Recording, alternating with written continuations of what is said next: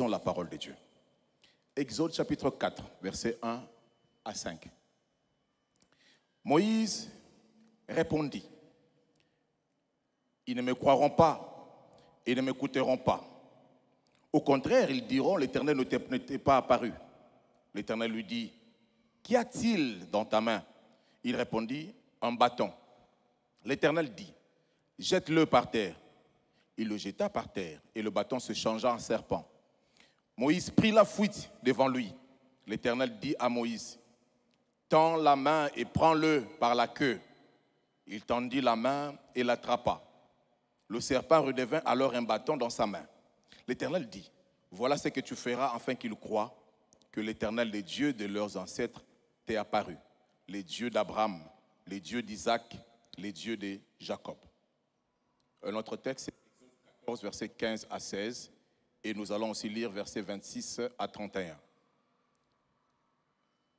Verset 15. L'Éternel dit à Moïse, « Pourquoi ces cris? Dis aux Israélites de se remettre en marche. Et toi, lève ton bâton, tends ta main sur la mer et fonds-la. Ainsi les Israélites pénétreront au milieu de la mer à pied sec. » Le verset 26.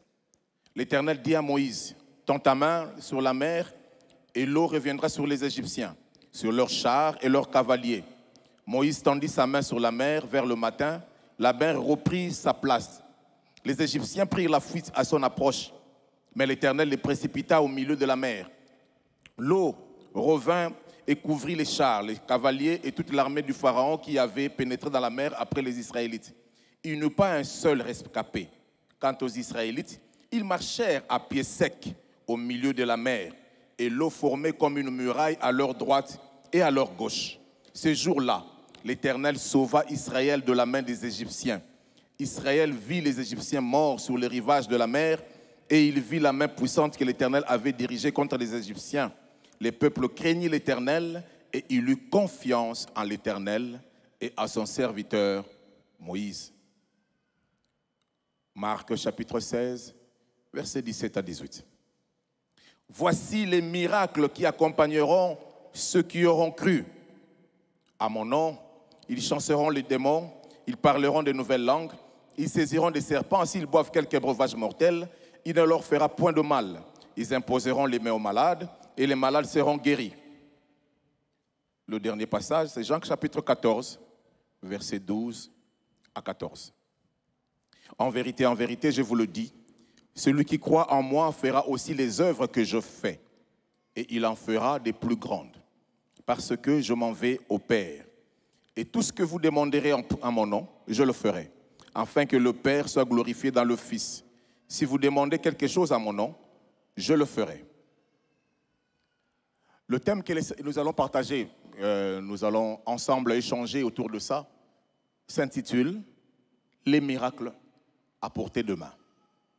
Les miracles à portée de main.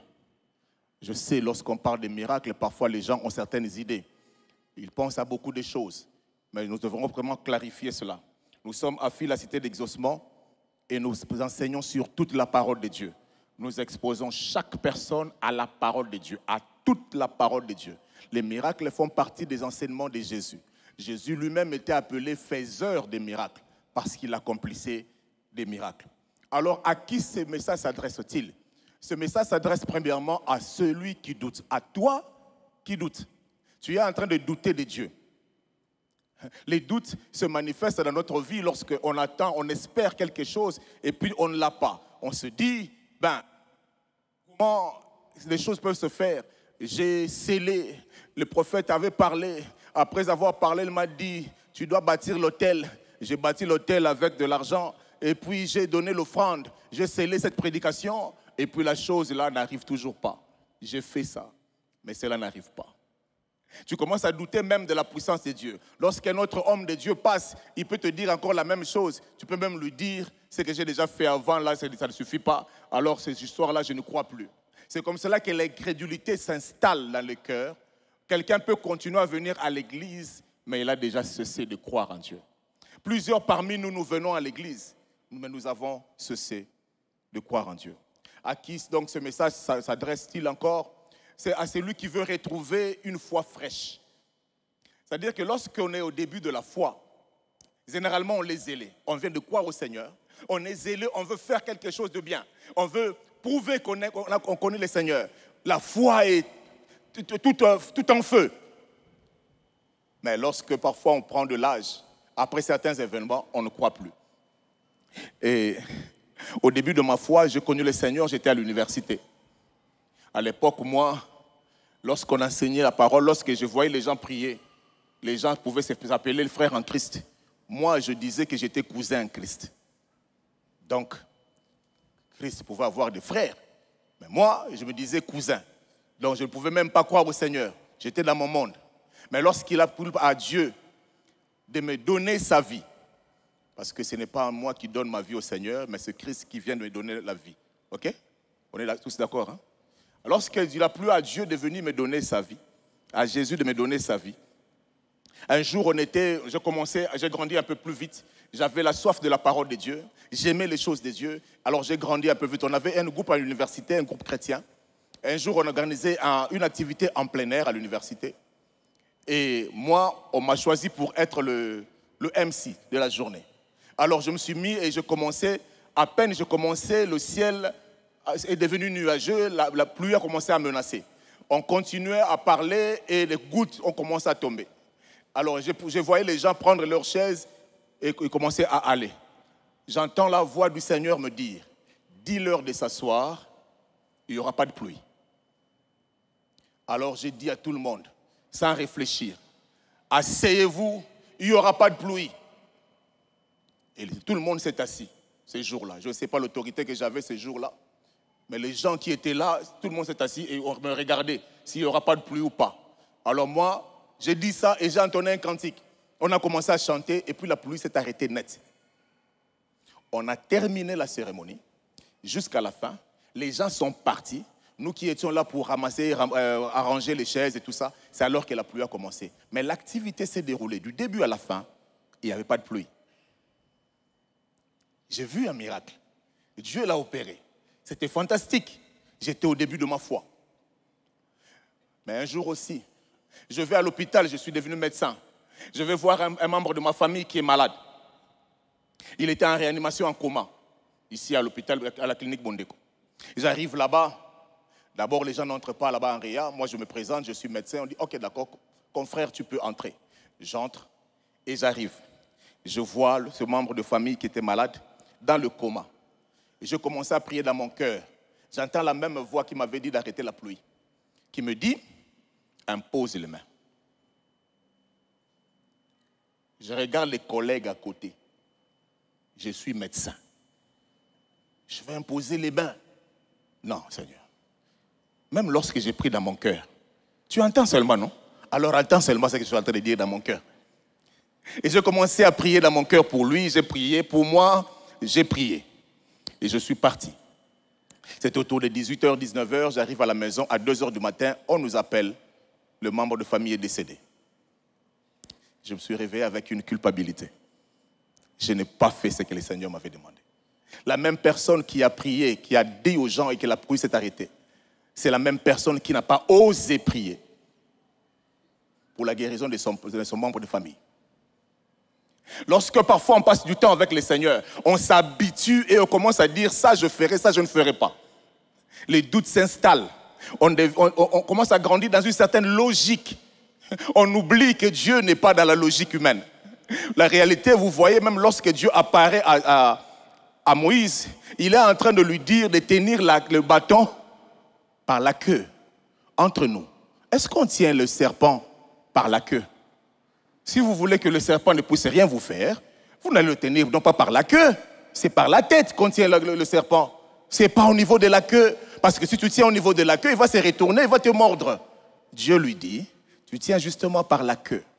Pour dire ceci, ce n'est pas par la logique humaine que Dieu fonctionne. Dieu fonctionne au-delà de la logique humaine.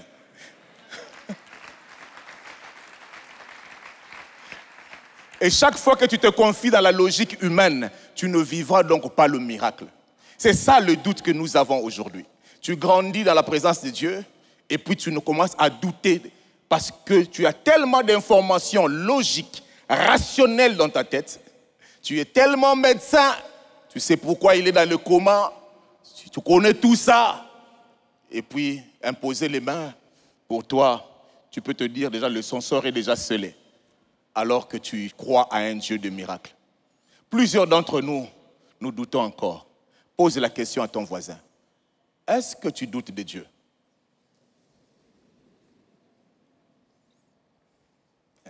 Je sais qu'il ne va pas te répondre, mais repose comme la question comme ça. Est-ce que tu fais totalement confiance à Dieu? Parce que c'est ça le problème. Parfois on se dit je fais confiance à Dieu. Mais je fais confiance à Dieu lorsque je viens à la prière. Je fais confiance à Dieu lorsque je fais ceci ou cela. Mais je refuse de faire confiance à ces dieux-là lorsqu'il s'agit de quelque chose d'important. Je vous donne un exemple. Quand vous manquez de l'argent, vous faites quoi? Il y a certains médecins comme moi qui vont aller pratiquer les avortements. Certains d'entre vous, vous allez regarder leur répertoire. Quel est le membre de famille ou quelqu'un que je connais dans mes contacts qui a un peu de moyens que je peux appeler, qui peut me donner de l'argent, n'est-ce pas? Vous pouvez aussi regarder ça. Vous pouvez vous dire que telle personne va me donner de l'argent. Si vous êtes pasteur, vous regardez parmi les fidèles de l'église qui est un peu nanti, qui vient avec une Jeep dernier cri. Comme ça, il va vous donner un peu d'argent. Bon, je sais que ça ne se passe pas ici, mais ça se passe ailleurs. Et vous regardez des choses comme ça, vous appelez. N'est-ce pas que vous faites ça? Et plus pire encore, quand la personne que vous avez appelée ne vous donne pas, vous vous fâchez. Oh, ils sont en train de s'entraider entre eux. Mais vous dites que vous êtes chrétien. Vous dites que vous êtes enfant de Dieu. Pourquoi vous n'appelez pas déjà les dieux lorsque vous manquez même de l'argent? Mais vous pensez à une personne, un homme pour résoudre votre problème. C'est ça le véritable problème que nous avons. Lorsque je me suis marié, je l'ai dit au premier culte, par la grâce de Dieu, je me suis marié, j'étais étudiant. J'étais médecin stagiaire lorsque je suis marié, en dernière année. Je me suis marié en tant que médecin stagiaire au Congo, sans bourse, au Congo. Vous voulez un miracle? J'en suis la preuve. Et j'épouse ma femme, on se marie. Vous savez ce qui est merveilleux dans cette histoire? Je ne sais pas ce que les fiancés font lorsqu'ils sont ensemble. Mais moi et ma femme, on priait beaucoup. Pasteur Rigo, je ne sais pas ce que font les fiancés d'aujourd'hui lorsqu'ils sont ensemble. Mais moi et ma fiancée de l'époque, qui est devenue ma femme, on priait beaucoup. Papa Grâce, je ne sais pas ce que font les fiancés d'aujourd'hui. Mais nous, on priait beaucoup. Pasteur, je ne sais pas ce que font les fiancés aujourd'hui. Mais nous, on priait beaucoup.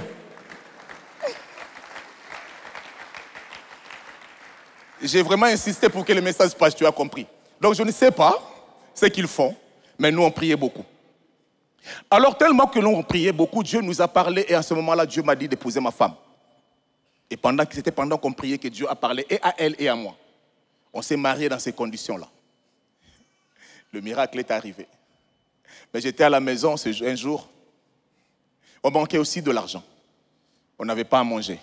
Elle portait la grossesse d'un de notre fils aîné. Elle était là. Et puis, je dis à Dieu, comment les choses vont-ils se passer? Je me souviens, lorsqu'on voulait se marier, je ne reviens pas en arrière. Je dis à Dieu, nous sommes des étudiants, comment les choses vont-ils se passer? Et Dieu nous a donné une réponse que je garde toujours. Il nous a dit, c'est moi l'Éternel qui vous ai pris à ma charge. Notre mariage s'est passé. Ce jour-là, j'étais à la maison un jour. Ma femme, on n'avait rien. Je ne savais même pas comment avoir de l'argent pour aller à mon lieu de stage, parce que j'étais médecin stagiaire. Je ne savais pas comment faire. Et la fille d'autrui était là et enceinte. Je dois le laisser à manger. Je fais quoi? Et par la grâce de Dieu, Dieu nous avait interdit une chose. De mendier. Parce que c'est dans sa parole. Le psalmiste dit, « Je n'ai jamais vu un juste abandonné, ni sa postérité mendiant son pain. » Est-ce que tu fais confiance à la parole de Dieu? Tu manques, mais tu as dans tes contacts les gens que tu peux appeler, mais tu ne les appelles pas. Parce que tu dois faire totalement confiance à Dieu. Bien, mais ces jours-là, j'ai rappelé à Dieu, j'ai dit, Seigneur, tu as dit que tu m'as pris à ta charge. Et à la fille d'autrui, on fait quoi? On a terminé la prière, on a fini, et puis après, le matin, j'étais en train de me questionner comment est-ce que la journée allait se passer. Un peu comme les femmes qui allaient au tombeau, qui nous roulera la pierre? J'étais en train de me poser la même question. Ça va se passer comment? Je vois quelqu'un arriver le matin. C'était autour de 7 heures. Il frappe à la porte. Elle peut essouffler. Il dit, bon, je dois aller au travail, mais je suis venu vous donner ça. Hein? Il dit, mais qu'est-ce qui s'est passé? Ça vient d'où? Il dit, c'est votre père qui m'a demandé de venir vous donner. Notre père, à ce moment-là, on n'a pas réalisé. C'est votre père, qui est mon Dieu, qui est votre Dieu, m'a dérangé toute la nuit pour que je vous apporte ça. Il y avait 5 kilos de riz, 5 kilos de sucre, il y avait les poissons salés, il y avait des bidons d'huile, il y avait tout ça, et puis une enveloppe. Je sais quand Dieu parle que je vous ai pris à ma charge, ce que ça veut dire. Ce n'est pas seulement une parole, Dieu nous a dit ça. Il m'a pris à sa charge. Amen. J'aimerais parler à toi qui doutes aujourd'hui. Ce message est pour toi. Troisième catégorie de personnes, c'est le message pour les gens qui veulent devenir un instrument du miraculeux. C'est-à-dire que tu veux comprendre que Dieu veut faire des miracles à travers toi. Tu veux devenir un instrument pour apporter les miracles aux autres. Tu veux que les gens voient que toi, tu as vécu un miracle et que tu veux aider les autres à vivre leur miracle. Un instrument de Dieu. Si c'est toi, si c'est ça que tu veux, ce message est aussi pour toi. Et ce message est aussi pour celui qui veut apprendre à marcher dans les surnaturels. On aime ça, les surnaturels. Mais les surnaturels commencent par les miracles, justement. Tu veux apprendre à vivre dans les surnaturels, c'est le naturel de Dieu. Alors, ce message est pour toi. Alors, définissons un peu ensemble ce que ça veut dire le miracle. Qu'est-ce que ça veut dire, le miracle? Le miracle, selon les dictionnaires, c'est un acte de la puissance divine qui est contraire aux lois connues de la nature. Le miracle peut se définir comme cet acte, selon le dictionnaire, acte de la puissance divine qui est contraire aux lois connues. Dieu a créé le monde dans des principes. Il y a des principes qui érigent l'univers. Il y a des principes qu'on a trouvés et des lois que Dieu lui-même a créées, que nous avons trouvées et nous respectons. Mais lorsqu'on parle de miracle, on reconnaît, le dictionnaire qui n'est pas chrétien confirme que c'est un acte divin. Un acte qui relève de Dieu. C'est cela le miracle. Il n'y a que Dieu lui-même qui peut accomplir cela. On parle de miracle lorsque Dieu lui-même accomplit ces choses. Et ça montre la puissance de Dieu. Et le miracle, c'est donc aussi ce qui suscite de l'étonnement, de l'admiration. Lorsqu'on parle de miracle, quelqu'un voit que c'est waouh. On se dit, ça, il n'y a que Dieu qui peut faire ça. Ça, c'est le miracle. Parce que l'homme, un humain ne peut pas commettre, ne peut pas faire ce que Dieu fait. C'est pour cela que ça sort de l'ordinaire. Lorsque Moïse voit le bâton changer en serpent, il peut se dire, ça je n'ai pas encore vu. C'est quoi cette histoire? Il a même fouillé devant son propre bâton. Parce que c'était devenu un serpent. Les miracles étonnent. Parfois les miracles te font fuir toi-même. Mais c'est Dieu qui fait. Dieu est celui qui opère des miracles. Les miracles, le docteur Atom Sumbu m'a défini les miracles comme pas des simples événements, mais des expressions concrètes de la puissance de Dieu qui transforment une vie. C'est l'expression concrète de la puissance de Dieu. Dieu est puissant. Si tu sais que Dieu vit avec toi, alors Dieu accomplit des miracles. Et ces miracles ont pour but de transformer des vies. C'est cela le but. Ce n'est pas pour faire le show qu'il y a des miracles, mais c'est pour des transformations de vie. Les miracles sont la voix visible de Dieu dans une génération qui n'écoute plus. Ça, c'est aussi le docteur Atoms qui le dit. Aujourd'hui, les gens n'écoutent plus. Les gens veulent voir Dieu. Vous parlez que Jésus guérit, alors nous voulons le voir guérir avant de l'accepter. Le monde occidental qui nous a amené l'évangile, il y avait au 19e siècle, pas très loin, 18e, 17e siècle, ils étaient beaucoup plus chrétiens que nous. Ils ont amené l'évangile ici pour nous dire comment est-ce que nous devons croire à Jésus. Mais je vais vous annoncer les statistiques, je ne sais pas si vous savez ça. En France, il n'y a que 4% de chrétiens. Il n'y a que 4% de chrétiens. Dans ces 4%-là, il y a un mélange de tout. C'est-à-dire qu'il y a le faux, il y a tout ça, il y a tout le monde, on est là. Donc les vrais authentiques, peut-être que nous sommes 1%. C'est pour cela que vous voyez que les choses qui se passent là, vous avez l'impression que Dieu est vraiment mis de côté. Parce que on n'est que 4%. Un défi énorme que nous avons à l'évangélisation. Donc, lorsque vous parlez de Jésus, là, on veut le voir. Les gens sont rationnels. Les gens sont devenus sceptiques. Les gens croient beaucoup plus à la science. Même aux gens qui font des trucs là de YouTube, des contenus de YouTube, peuvent vous mentir. Les gens sont prêts à croire à ça plutôt qu'à la parole de Dieu. Les gens ne croient plus. Pourquoi? Parce qu'il n'y a pas de miracle. Alors Dieu, lorsqu'il accomplit des miracles, ce qu'il fait, c'est pour faire taire les gens, pour confirmer qu'il est le Dieu qui continue à agir. Les disciples ont dit un jour dans la prière, lorsqu'ils étaient menacés, ils ont dit, Seigneur, vois leurs menaces et accorde-nous d'annoncer l'évangile avec des prodiges. Je prie Dieu que dans cette église, que Dieu nous donne d'annoncer l'évangile avec des miracles, que Dieu confirme l'enseignement que nous prêchons dans cette église par des miracles et des prodiges. Je prie que lorsque tu entends la parole de Dieu, que les miracles se produisent dans ta vie. Dieu et c'est lui qui opère des miracles. Dieu est merveilleux et il veut que nous puissions vraiment vivre les miracles dans notre vie.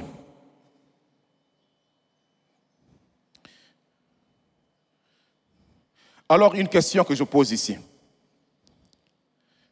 Pourquoi Jésus faisait-il des miracles? Il y a une parole que j'ai lue dans le texte ici. Je ne sais pas si ça ne vous a pas révolté. Dans Jean 14 que nous avons lu. Moi, c'est un passage qui me révolte souvent. Pasteur, Jésus dit, c'est lui qui croit en moi. Il fera les œuvres que je fais. Il en fera des plus grandes. Pose la question à ton voisin. Quelles œuvres de Jésus tu as déjà fait?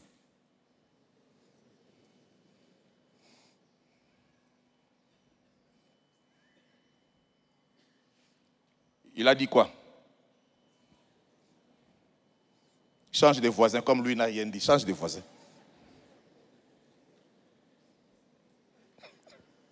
Il a seulement ri, hein? Vous voyez, notre foi, c'est limite là. Vous avez lu la parole de Dieu, et puis, on ne fait rien. Bien aimé, ce sont des choses, moi, je me suis posé la même question. Voilà la question que je vous avais posée au voisin. Je me la suis posée. Quelles sont les œuvres que je fais de Jésus? Jésus ajoute, c'est lui qui croit va faire les œuvres qu'il fait, et il ajoute, tu en feras même des plus grandes. Donc Jésus pense que tu peux faire plus grand que lui. Et je me pose la question, Max, qu'est-ce que tu as déjà fait? Si ça ne te révolte pas, moi ça me révolte. Parce que Dieu m'a donné la possibilité d'accomplir des choses que je n'accomplis pas. Non pas parce que Dieu ne veut pas, c'est parce que moi, je n'en suis pas conscient que je peux accomplir les choses que Jésus me donne. Si je crois pleinement à la parole de Dieu, cette parole est vraie, authentique, alors Dieu me dit, tu es capable d'accomplir les miracles que je te donne. Les miracles sont donc à ta portée. Ce n'est pas Dieu, mais c'est toi qui ne veux pas accomplir cela. Amen. Pourquoi Jésus faisait-il de miracles? Je vais revenir à cette question, vous allez voir. Pourquoi Jésus faisait-il des miracles? C'est pour révéler sa divinité.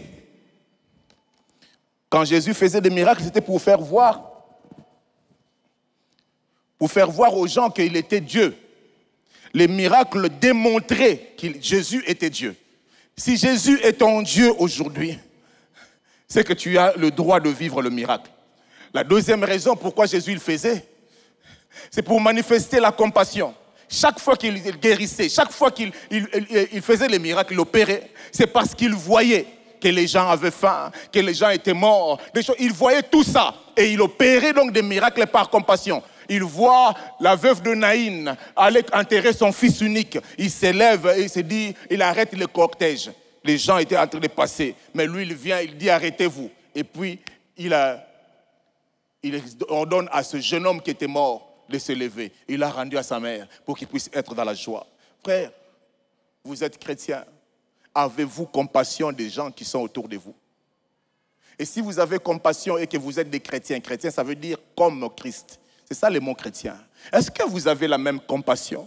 Et pourquoi vous n'aidez pas les gens aussi qui sont autour de vous à vivre leur miracle? Vous savez pourquoi? Parce que vous n'y croyez pas vous-même. La façon dont vous me regardez, vous dites aujourd'hui, il va opérer des miracles ici. On va y arriver. Troisièmement, Jésus faisait des miracles aussi pour enseigner. Enseigner les vérités spirituelles. Lorsqu'il multiplie les pains, il donne à 5000 hommes, sans compter les femmes et les enfants. Les théologiens disent qu'ils peuvent aller autour de 13 à 20 000 hommes. Parce que les femmes, généralement, sont plus nombreux que les hommes. C'était peut-être le double des hommes. Vous voyez les baptisés, lorsqu'on a dit, hein, les hommes sont 92 et 150 des femmes. C'était à peu près comme ça. Les femmes sont toujours plus nombreuses, 2-3 fois plus que les hommes, lorsqu'on est en train de faire les choses de Dieu. Et les enfants, c'est encore plus. Donc on parle qu'ils sont au-delà de 20 000 personnes qu'il a nourries avec 5 pains et 2 poissons. Jésus a fait ce miracle. Alors les gens qui ont mangé ce jour-là, ils se sont dit, demain, nous allons encore le suivre. Ils les suivent le lendemain. Jésus, ce jour-là, n'a pas multiplié les pains. Il leur a dit, mangez-moi. C'est lui qui me mange et il va vivre. Ah! Nous, on est venus pour manger. Tu commences à nous parler de te manger, toi. Ils ont dit que ces paroles sont dures à entendre. Chacun d'eux est parti. Et les disciples, il a même fait la remarque, il dit, c'est pourquoi vous n'êtes pas partis? C'est ce jour-là que Pierre a dit, à qui irions-nous? C'est toi qui as les paroles de vie. Les miracles confirment les paroles de vie de Jésus. Si tu as le miracle et que tu fouilles Dieu, alors tu n'as pas compris que derrière chaque miracle qu'il est en train d'opérer, il y a un enseignement que Dieu veut te donner. Si tu ne retiens pas l'enseignement, tu t'accroches au miracle, ta foi va défaillir. C'est derrière chaque miracle qu'il y a une vérité spirituelle que Dieu veut te donner. Jésus le faisait et il le fait encore aujourd'hui. Pourquoi Jésus faisait-il des miracles? Quatrièmement, c'est pour établir le royaume de Dieu. Dieu, il voulait établir le royaume de Dieu pour montrer que là où nous allons, il n'y a pas de souffrance. Là où nous allons, il n'y a pas de maladie. Là où nous allons, il n'y a pas de mort. Et il voulait que le chrétien déjà puisse vivre une vie. La vie que Jésus nous donne, c'est cette Zoé, la vie où Dieu lui-même est en train de vivre en nous. Il nous donne sa propre vie. Alors il nous faut mourir pour vivre sa vie. Il nous faut quitter la réflexion humaine pour pouvoir entrer dans la réflexion de Dieu. Donc cette vie-là, Dieu nous l'accorde, il nous le donne. Il veut établir son royaume. La cinquième raison, je le dis rapidement, c'est pour susciter la foi. Les miracles étaient également destinés à susciter la foi pour ceux qui étaient témoins des miracles. Et Jésus le faisait pour cela. Alors lorsque les disciples sont venus après, ils ont fait les miracles aussi. Presque pour la même raison. C'est ça ce que Jésus voulait dire. C'est que je suis en train de faire, vous devez le faire pour la même raison. On a l'impression que les miracles ont disparu. Non. C'est nous qui n'avions plus la même perspective des miracles. C'est l'homme qui aujourd'hui ne sait pas bien appréhender ce que c'est que le miracle. C'est nous qui aujourd'hui, nous ne prenons pas le risque de demander à Dieu. Nous n'osons pas lui dire, opère un miracle à ma faveur. Nous n'osons même pas. Parce que nous-mêmes, nous avons cessé de croire au miracle. C'est ça, la vérité. Que signifie Le miracle à portée des mains. C'est ça mon thème. Ça veut dire quoi? Miracle à portée de main. C'est-à-dire dans ta main, le miracle est disponible. Qu'est-ce que ça veut dire? Dans Marc 16, verset 17, nous l'avons lu tout à l'heure. Marc chapitre 16, verset 17, on dit « Voici les signes qui accompagneront ceux qui auront cru. » Ce n'est pas ceux qui ont jeûné 40 jours. Ce n'est pas des figures spirituelles qui vont prêcher dans des stades. Ce n'est pas ceux qui vont accompagner Renard Bonquet. Mais tout celui qui a cru. Voici les signes qui accompagnent ceux qui ont cru. J'ai une question pour toi. Je répète la question que je t'ai posée. Est-ce que tu fais totalement confiance à Dieu? Parce que les miracles accompagnent ceux qui ont cru. Aujourd'hui, nous avons des croyants, Pasteur Rigo, nous avons des croyants qui ne croient plus. Il se dit croyant, mais il ne croit plus. Il a cessé de croire il y a longtemps. C'est ça le problème. Lorsqu'ils ont faim, ils cherchent un contact. Lorsqu'ils sont malades, ils ne prient même pas. Ils sont en train de réfléchir selon l'humain.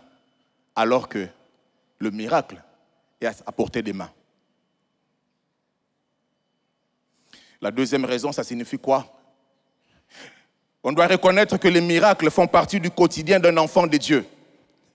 Les miracles font partie du quotidien d'un enfant de Dieu. Je répète, le miracle, c'est dans la nature. Tu as le Dieu qui opère le miracle qui est dans ta barque. Tu as le Dieu qui a créé toutes choses qui vit en toi. Le Dieu qui opère de miracles vit pleinement en toi. Tu en es le temple. Il vient vivre en toi. Donc, dans ton quotidien, Dieu est toujours là. C'est lui qui opère le miracle, est disponible. Le problème, c'est toi qui ne viens pas vers lui. C'est toi qui ne communiques pas. C'est toi qui ne le cherches pas. Lui, il est là, il est disponible. Les disciples auraient pu mourir s'ils n'avaient pas réveillé Jésus dans la barque. C'est vous qui ne voyez pas. Et d'ailleurs, Jésus, lorsqu'il s'est réveillé dans la barque, il s'est même fâché pour dire « Pourquoi vous faites ça? Jusqu'à quand je serai avec vous ?» Donc c'était à vous d'aller dire à la tempête de s'apaiser. Parfois, Jésus, lorsqu'il était dur, je le comprends. La Bible dit que la foi est un don. Dieu nous a fait don de la foi. Et généralement, nous ne croyons pas. Ça veut dire que si je te fais don d'un téléphone et demain tu me dis j'ai encore besoin de téléphone. Je ne comprends pas, mais je t'avais donné ça hier, non? Oui, tu m'avais donné, mais j'ai laissé ça à la maison. Non, mais tu as besoin d'un téléphone, je t'avais donné. C'est pour cela que Jésus s'est fâché. Je vous ai fait don de la foi. Qu'est-ce que vous en faites? Qu'est-ce que vous faites du don de la foi? Parce que la foi, c'est pas que tu dois... Non, c'est un don qui nous a été donné. Qu'est-ce que tu fais de ce don de la foi? Tu dois pouvoir reconnaître que le miracle est dans ton quotidien. Alors tu dois pouvoir activer ta foi. Je vais y revenir. La troisième chose,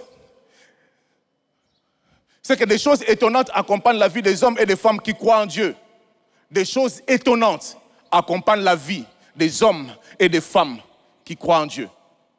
Si dans ta vie, tu n'as pas encore vécu un miracle, si dans ta vie chrétienne, je précise, tu n'as pas encore vécu un miracle, alors tu n'es pas chrétien. Je veux le dire de manière crue, comme ça. Parce que ce n'est pas normal qu'un chrétien ne vive pas un miracle. Si tu ne vis pas un miracle dans ta vie, si tu n'as jamais vécu un miracle, si tu n'as pas un témoignage où les gens peuvent dire « Hé, ça t'est arrivé. Comment est-ce que tu en es sorti ?» Tu commences à raconter. Si on ne voit pas ces choses-là, c'est que tu n'es pas un enfant de Dieu. Bon, je sais que je vais vous le prouver tout à l'heure. Dans cette église, si vous avez déjà trouvé du travail par la prière de l'homme de Dieu dans cette église, ou une déclaration prophétique dans cette église, si vous êtes là, et qu'on a déjà prié pour vous, pour le travail, et vous savez que le travail que vous avez là, c'est parce que quelqu'un a prié pour vous dans cette église, levez-vous s'il vous plaît.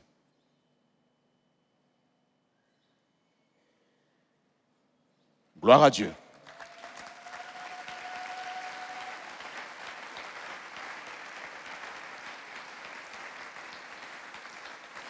Merci Jésus. Restez debout s'il vous plaît. Restez debout. Si vous savez dans cette église que votre couple a eu un problème de stérilité à un moment, vous avez prié Dieu. Et Dieu vous a répondu, il vous a donné un enfant dans cette église. Mettez-vous debout. Levez-vous s'il vous plaît.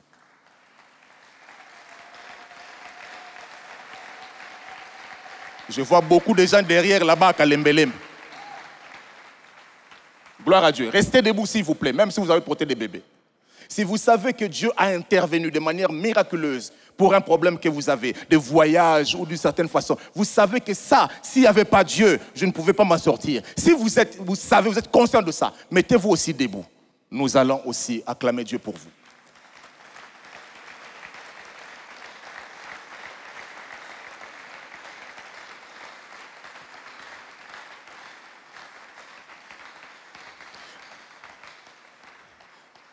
Regardez tous ces gens qui sont debout. Vous le voyez? Ils sont la preuve que Dieu est dans cette église. Ils sont la preuve que le miracle est à portée de main. Ils sont la preuve que Dieu agit dans cette église. La preuve que Dieu est en train de nous visiter dans cette église. La preuve que Dieu répond et exauce dans cette église. Ils sont la réponse de Dieu. Je vous dis que le miracle accompagne tous ceux qui croient en Dieu. Merci, vous pouvez vous asseoir. Ainsi, quatrièmement, ta vie devient une source d'admiration pour les hommes. Les hommes te regardent, te disent, waouh! Je me souviens, je me suis marié comme je vous avais dit. Je me suis marié étudiant. J'ai épousé une étudiante. Et je n'avais pas de bourse. Ça se passe au Congo, pas en France, au Congo. Donc imaginez tout ce que vous pouvez imaginer. Et puis, je vais un jour, en train de faire mon stage, mon maître de stage, un médecin, qui n'était pas marié, lui. Il me regarde, il dit, toi, tu es marié? Je dis, oui, je suis marié. Je le disais avec fierté, je suis marié. Comment tu as fait? Je le regardais, je dis, c'est la grâce de Dieu. Il m'a dit, la grâce, là, c'est comment? Il voulait lui aussi avoir la grâce pour pouvoir se marier parce que lui, il était déjà médecin, il n'arrivait pas à se marier. Ma vie à moi était devenue un témoignage. Il ne pouvait pas le faire.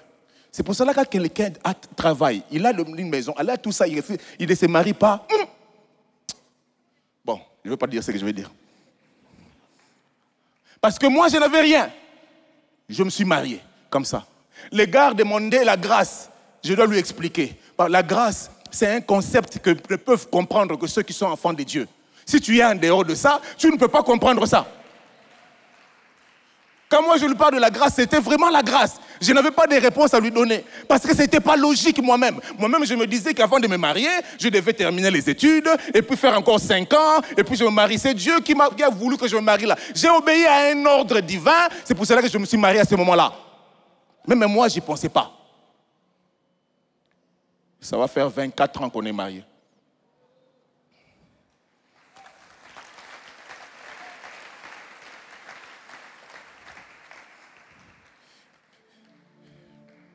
Ta vie devient une source d'admiration. Donc le miracle a pour but d'accomplir la destinée de Dieu dans ta vie. Là, tu le comprends. Cinquièmement, tu es devenu un signe, un présage pour les gens de ta génération. Ceux qui te regardent peuvent dire, là, c'est waouh. Comment il a fait pour en être là? Comment il a fait pour en arriver là? Les gens voient et les gens s'étonnent parce que Dieu t'a visité et il t'a fait un don merveilleux. Alors, une autre question que je peux me poser, quelles sont alors les conditions pour vivre les miraculeux? On peut se poser la question. Pasteur, tu as beaucoup parlé. C'est quoi les conditions pour vivre les miraculeux? Moïse a rencontré Dieu dans les buissons ardents. Première, et il a vécu son miracle là-bas. Le miracle pour lequel il a été conscient. Le premier miracle, Moïse a vu ça là-bas.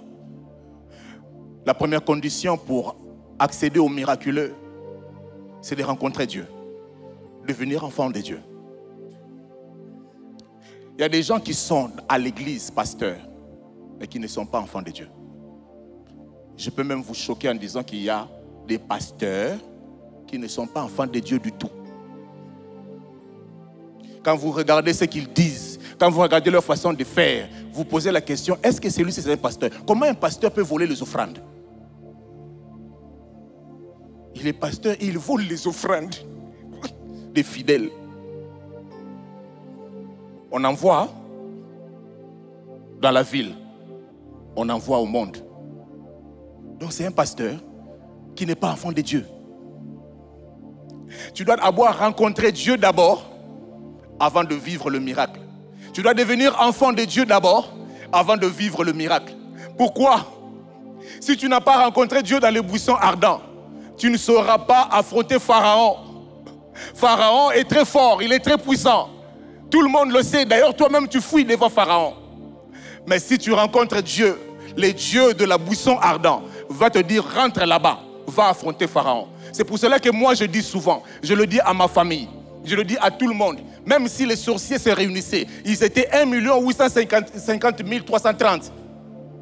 Ils se réunissaient ensemble pour m'envoûter. Ils ne feront rien. Parce que je connais que j'ai rencontré Dieu dans les buissons ardents. Je l'ai rencontré. Laissez-moi vous donner un témoignage. J'étais dans la famille où, pendant que je préparais mon mariage, les gens de ma famille mouraient. On avait un deuil chez nous tous les 4 mois, tous les 5 mois. On avait des deuils. Alors quand je vais pour épouser ma femme, les gens de la famille de ma femme m'ont dit, pourquoi tu veux l'épouser? C'est lui le prochain qui va mourir.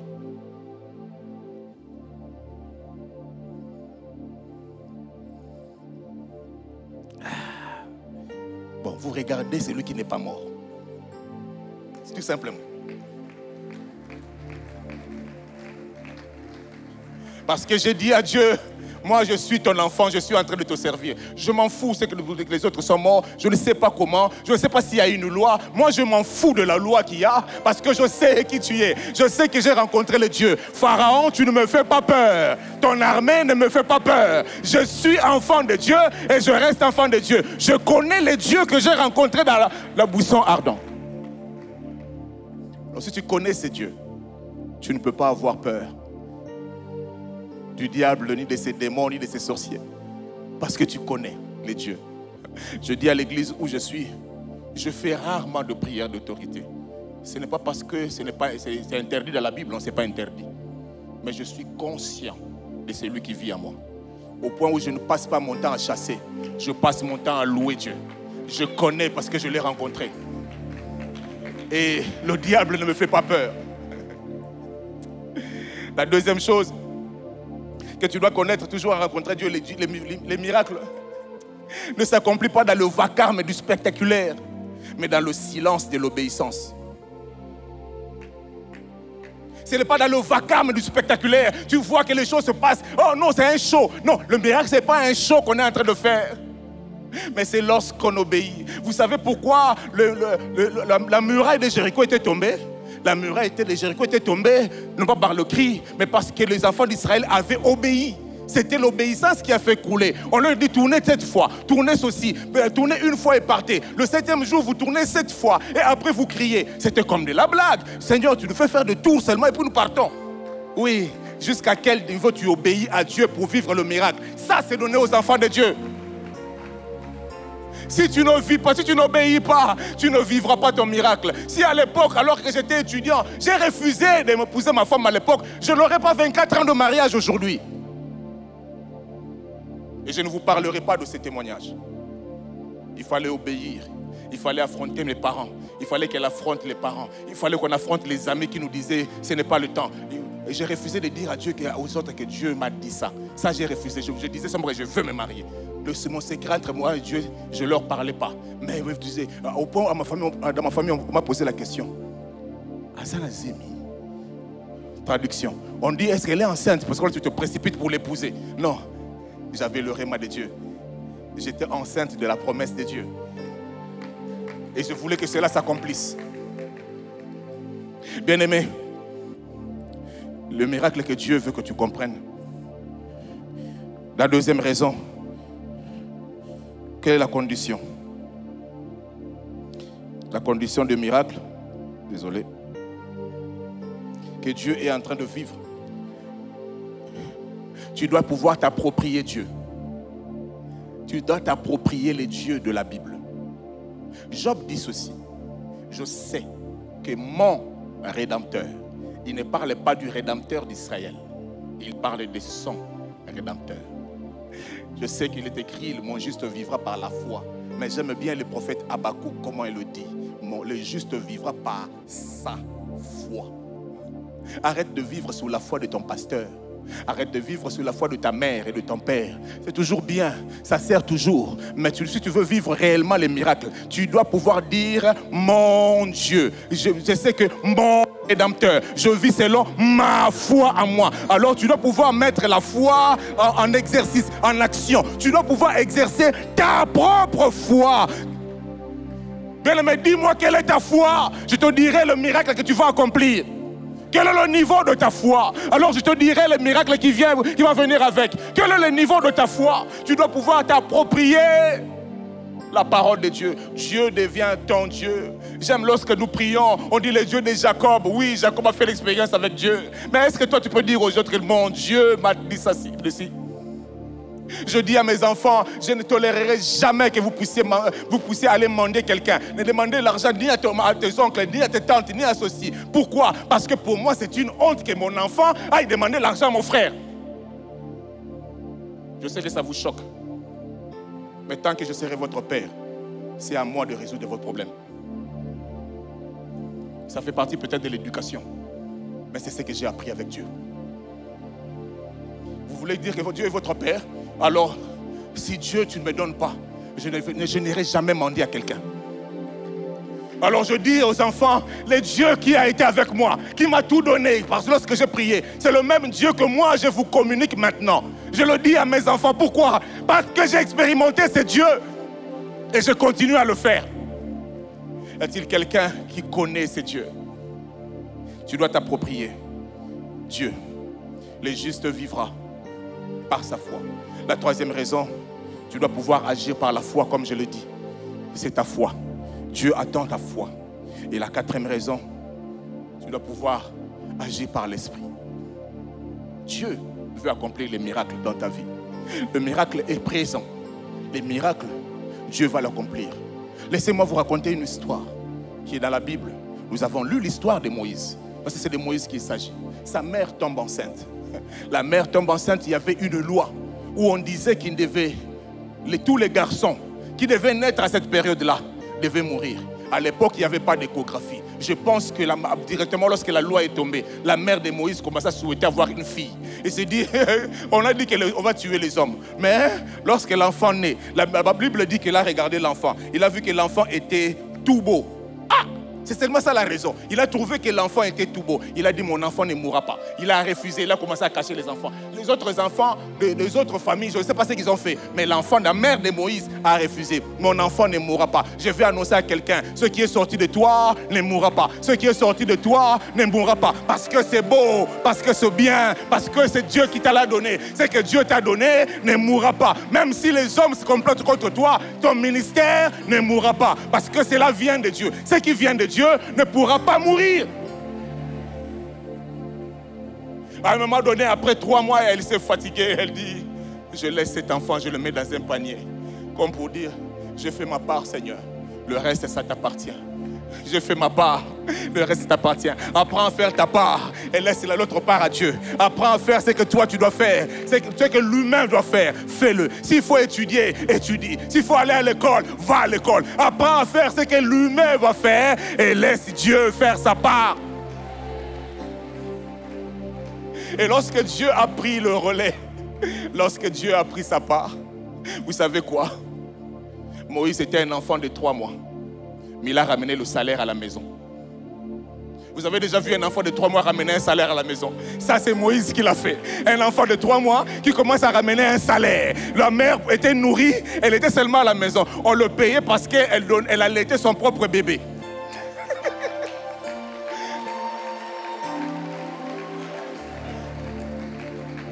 Elle allait son propre bébé et son propre bébé. Pour son propre bébé, on est en train de le payer. Je viens annoncer à quelqu'un, ce que tu fais de manière ordinaire, Dieu va te récompenser. Dans l'ordinaire, là que tu es en train de vivre, Dieu va te récompenser. Dans ce que tu es en train de faire, comme de la blague, comme c'est l'ordinaire, Dieu lui-même va te visiter, il va te récompenser. Dieu va le faire parce que c'est sa nature de le faire. Dieu est merveilleux. Il grandit, Moïse grandit. Il grandit dans ces temples-là, dans le royaume d'Égypte. Et il était là comme un prince. Vous connaissez l'histoire, je vais abréger parce que je n'ai pas beaucoup de temps. Finalement, il fuit. Il va se retrouver comme berger. Mais lorsque Dieu le rencontre dans le buisson ardent, Moïse trouve que ce n'est pas normal. On ne peut pas voir des buissons qui s'allument comme ça, qui est en feu, mais ça ne se consume pas. Ce n'est pas normal. Moïse s'approche pour regarder. Dieu lui dit, arrête-toi. Et il y a une voix qui sort des buissons. Ça, ce n'est pas normal. Ça, ce n'était pas ce que je vivais en Égypte. Qu'une voix sorte des buissons pour me parler. Ça, c'est pas normal. À ce moment-là, Moïse s'abaisse. Il dit, ça, c'est pas normal. Les choses que je suis en train de voir, c'est pas normal. On lui parle. Qu'as-tu dans ta main? Qu'est-ce que tu as dans ta main? C'est toi qui dois rentrer pour délivrer les enfants d'Israël. Mais qu'as-tu dans ta main? Dieu commence à faire les miracles en fonction de ce que tu as dans ta main. Le miracle commence quand tu as quelque chose à donner. Pierre et Jean, devant le temple, ils ont dit, nous n'avons rien à te donner. Mais c'est bizarre. Ils ont dit, l'or et l'argent, nous n'en avons pas. On attendait que tu donnes quelque chose. Tu as dit que tu n'en as pas. Mais ils ajoutent, ce que j'ai, je te donne. Mais tu as quoi? Tu as quoi pour donner? Tu as quoi? Les miracles commencent quand tu as quelque chose à donner aux autres. Alors bats-toi pour avoir quelque chose. Et trouve quelque chose à Dieu pour pouvoir donner. Ça peut être une ressource, ça peut être un petit talent, ça peut être ta manière de parler, ça peut être ton courage simplement de lire la Bible, n'importe lequel. Mais Dieu prend ça et il le transforme en miracle. C'est ce que Dieu a fait. Le miracle est en toi, à portée de ta main. Dieu veut le faire pour toi. Il est disponible, le miracle. Le miracle est à portée de main. Et Moïse, je le dis au début, Dieu lui dit, jette le bâton. Il tient, il jette, le bâton se transforme en serpent. Il veut fuir. On lui dit non, ne fuis pas. Tiens-le par la queue. Il tient par la queue et il redevient un bâton.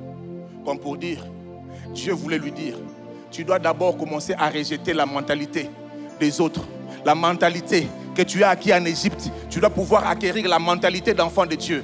Frère, Moïse était en Égypte, mais il fonctionnait avec la mentalité. Il était devant le Dieu de buisson ardent. Moïse était devant le Dieu de buisson ardent, mais il fonctionnait encore avec la mentalité de l'Égypte.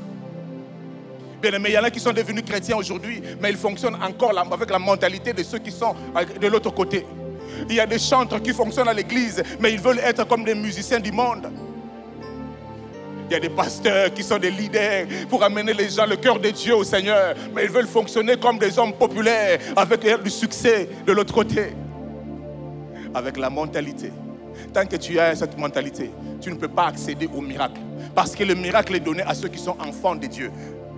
Je vais vous dire une chose. Lorsque Moïse a pris, c'est avec la main. Les enfants d'Israël ont commencé à crier. Il était devant la mer rouge. Moïse a accompli beaucoup de miracles. Je saute ce passage-là. Vous connaissez l'histoire de Moïse. Mais laissez-moi vous dire, devant la mer rouge, nous avons lu cela. La Bible dit, les enfants d'Israël étaient en train de crier. Dieu pose la question. Pourquoi ces cris? Dieu, tu ne vois pas qu'il y a la mer là où ce n'est pas passé? Mais pourquoi vous criez? Je te pose la question. Quand tu as un obstacle, pourquoi tu cries? Pourquoi tu te lamentes? Pourquoi tu n'utilises pas les bâtons qui sont entre tes mains? Pourquoi tu n'utilises pas la disposition que je t'ai donnée? Pourquoi tu cries? Je pose la question à ces enfants. Pourquoi ces cris? Dis-leur de marcher. Je me mets à la place de Dieu. Pourquoi ces cris? Arrêtez de crier et mettez-vous en action. Arrêtez de crier et prenez ce risque d'aller de l'avant. Mais là, avant, là, il y a la mer rouge. Je dis pourquoi? Alors toi, Moïse, lève ton bâton seulement. C'est que tu as dans la main. Et fends la mer. Dieu, avec cet ordre-là seulement, Moïse a levé. Les bâtons s'est transformé en couteau et la mer rouge en beurre. Donc il a coupé du beurre.